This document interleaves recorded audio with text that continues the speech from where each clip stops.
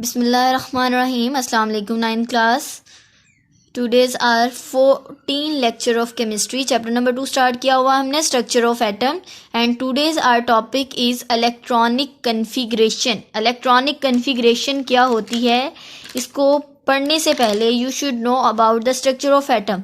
You know structure of atom क्या होता है, हमने अभी पढ़ा था. हम प्रोटॉन, इलेक्ट्रॉन और न्यूट्रॉन, बेसिकली ये तीनों मिलके क्या बनाते हैं, स्ट्रक्चर ऑफ एटम बनाते हैं. क्या बनाते हैं, structure of atom.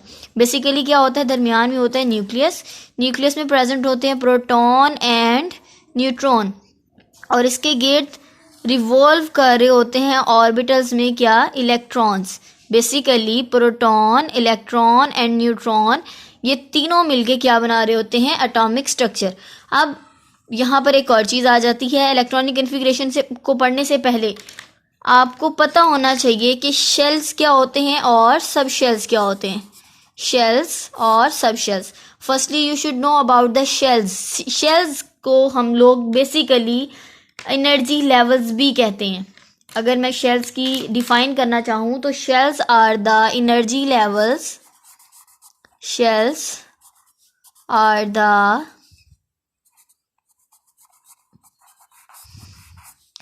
energy levels in which electrons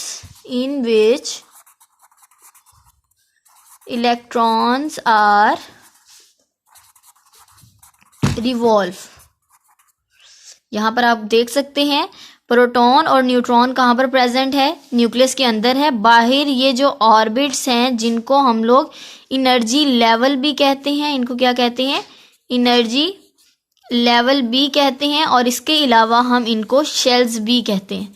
तो शेल्स में जो इलेक्ट्रॉन्स रिवॉल्व कर रहे हैं दैट आर बेसिकली शेल्स, उनको क्या कहा जाता है, शेल्स कहा जाता है. और शेल्स में जो है वो हमारे पास, हम लोग शेल्स को डेजिग्नेट करते हैं फ्रॉम के, एल, एम और एन से.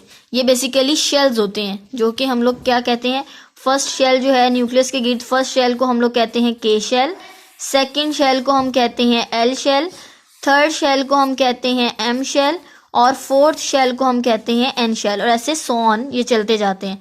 ठीक है, तो शेल्स क्या होते हैं, shells are the energy level in which electrons are revolve, जिसमें जो इलेक्ट्रॉन्स हैं वो क्या कर रहे होते हैं, रिवॉल्व कर रहे होते हैं, गर्दिश कर रहे होते हैं.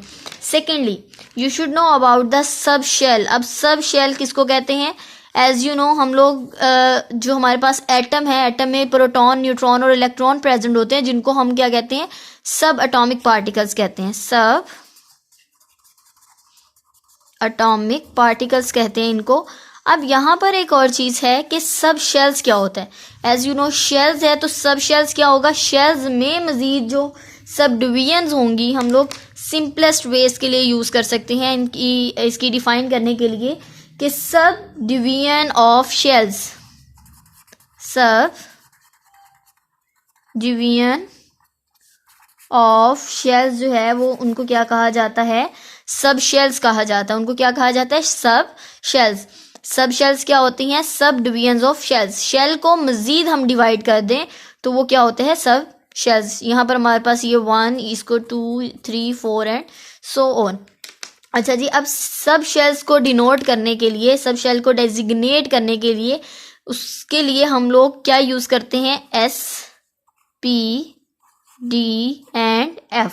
ये बेसिकली क्या है, हमारे पास सब शेल्स होते हैं. ये क्या होते हैं, सब शेल्स होते हैं जो कि डिपेंड करते हैं upon the number of shells. हम कह सकते हैं it depends upon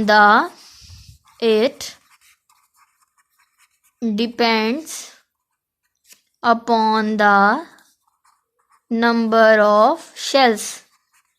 क्यों मैंने ये कहा कि ये शेल्स के ऊपर डिपेंड करते हैं, बिकॉज. अच्छा, अब आपने यहाँ पर ये चीज़ देखनी है कि जो हमारे पास शेल्स हैं उनको ही हमने डिवाइड करना इनटू सब शेल्स.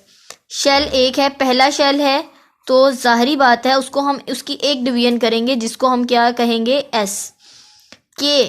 के में आपके पास 2 सब डिवीजन्स होंगी जो कि क्या क्या होंगी, एस और पी. एम की सब डिवीजन्स होंगी 3, एस, पी और डी. और एन की सब डिवीजन्स होंगी 4, S P D and F।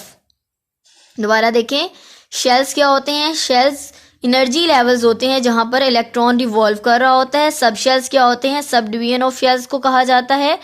जो शेल्स हैं उनको डिनोट किया जाता है विद KLMN सो ऑन, ठीक है। और सब शेल्स जो है उनको SPDF से डिनोट किया जाता है, जो कि डिपेंड करते हैं upon the number of shells के। नंबर ऑफ शेल अगर एक है तो सब शेल भी एक होगा। नंबर ऑफ शेल्स 2 हैं तो सब शेल्स जो हैं वो क्या होंगे? 2 होंगे।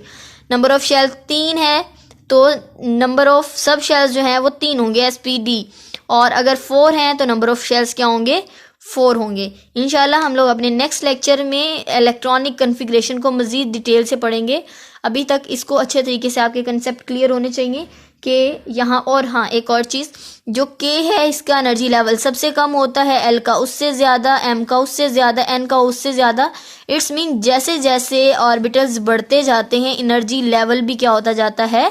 इंक्रीज़ करता जाता है। ओके जी, wish you best of luck. अल्लाह हाफिज़।